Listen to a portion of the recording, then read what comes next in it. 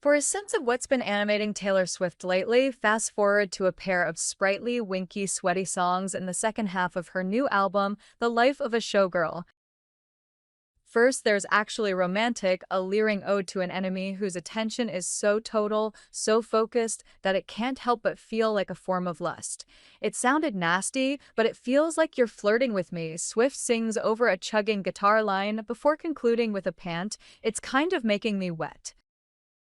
A couple of songs later comes Wood, an almost goofy ode to a reliable lover, following an ecstatic guitar intro cribbed heavily from the Jackson 5's I Want You Back. Swift cycles through 10 or so blushing metaphors before singing oh so sweetly, It ain't hard to see, or is the key that opened my thighs. All of which is to say, Swift is hungry, hungry to move on from the battles of her past and into the embraces of her future. That sentiment is all over her 12th original album, a deceptively modest set of songs about the facade of fame and what it takes to scrape it away and claw past it. Swift has been pop's alpha figure for more than a decade, a spot she's clung to ruthlessly. Showgirl isn't precisely a goodbye to all that, but it does cast a wary eye on her past while greeting her future with a glee that verges on the unbridled. It also serves as an implicit capstone to Swift's career to date.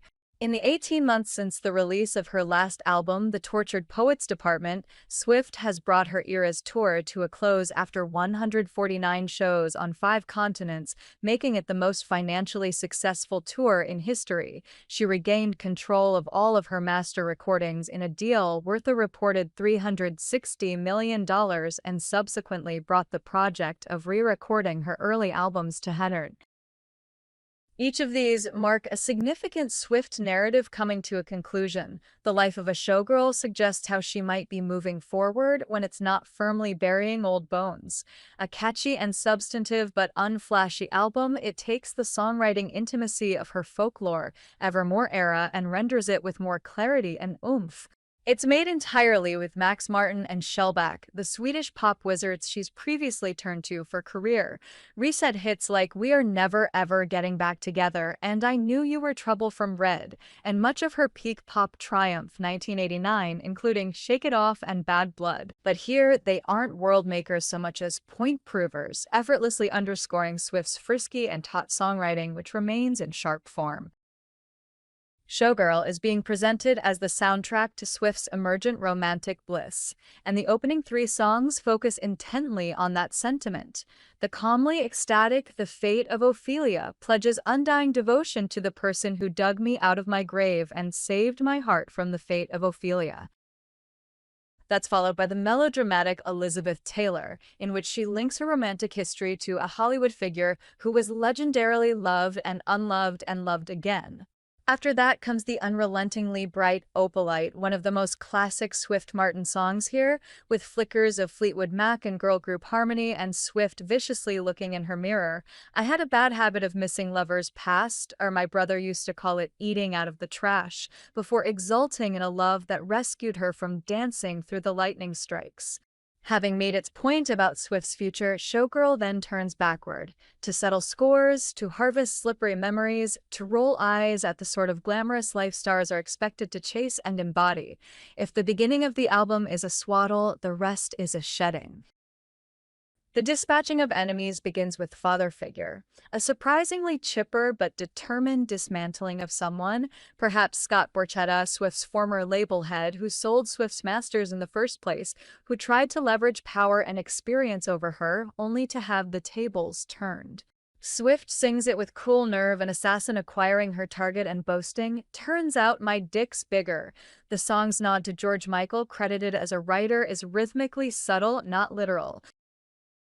Actually Romantic is perhaps a rejoinder to Charlie XCX's purported swipe at Swift on Sympathy is a Knife, or if the crunch of the guitar is a tell, perhaps at Swift's wayward daughter Olivia Rodrigo. Even Honey, the most saccharine song on the album, an uptempo nod to one of her most breathless love songs, New Year's Day, is more focused on the cruel people who wielded pet names like weapons long before someone Swift trusted to use them, like an embrace. To the extent Swift is concerned with musical inheritance, she makes her allegiance known with the album's only guest, Sabrina Carpenter, who offers country-esque sympathy on the title track, alternately reveling in and lamenting how the spotlight demands hardened versions of the self. Given that it's the driving image of the album cycle, it feels like a tacked-on afterthought as the final song. Nevertheless, it's consistent with much of the rest of Showgirl, on which the enemy is celebrity itself. The meditative eldest daughter is an ironic ballad about online cool. I'm not a bad bitch, Swift sings at the chorus, one of her most convincing vocals on the album. That freedom to be basic also colors Wishlist, the poppiest song here, cooed on a bed of sparkling synths. The lone false note is the stomping, moody cancelled, in which Swift aligns herself with the villains of public life. At least you know exactly who your friends are, / they're the ones with matching scars. It's a callback to a more victim-centered version of Swift from the 2010s when she made the tension between the reality of fame and its image central to her work. In this context, though, it sounds almost comically theatrical, an overwrought protest of yesteryear. Showgirl isn't a hard pivot like Red or Reputation, risky in their moment albums that expanded Swift's musical palette. Topically, it feels most kin to Reputation, but her collaborators aren't slathering her in gloss or skronk here, instead letting her songwriting breathe. It is also something of an Eras tour in miniature. Cancelled sounds like a Reputation outtake. Ruin the Friendship, about a missed-teen connection, recalls the wide-eyed Fearless. In that way, Showgirl is a more cogent form of chaos than Swift's prior two albums, Midnights and The Tortured Poets Department, which were unwieldy and centerless. Marital bliss and the resolution of all of Swift's previously unfinished business may well provide the opportunity for a more grounded album in the future. Swift seems to long for that on Wishlist. We tell the world to leave us the expletive alone, and they do.